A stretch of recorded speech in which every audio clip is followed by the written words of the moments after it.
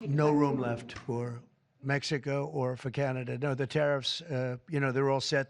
Even though President Trump got Canada and Mexico to increase border security, he plans to still impose tariffs on our closest neighbors, in part because he blames both countries for the flow of fentanyl into the United States.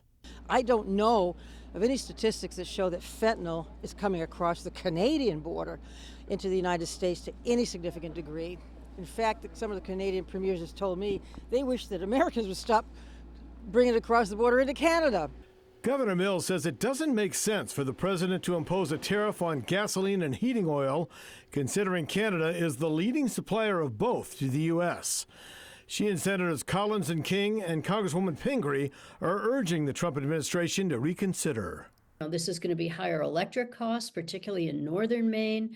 The lobstering industry itself is very much integrated on both sides of the border, and a lot of industries in Maine are. This state is just going to feel more pain before this is over.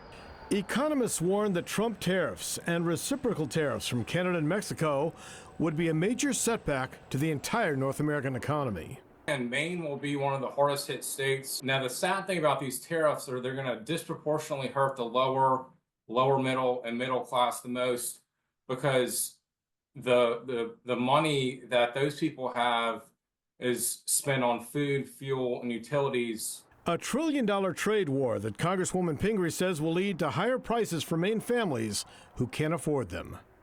President Trump sees tariffs as a way to pay for tax cuts. So we might raise prices, people might pay more, but this will eventually, in his mind, all go to funding tax cuts to some of the wealthiest people in this country.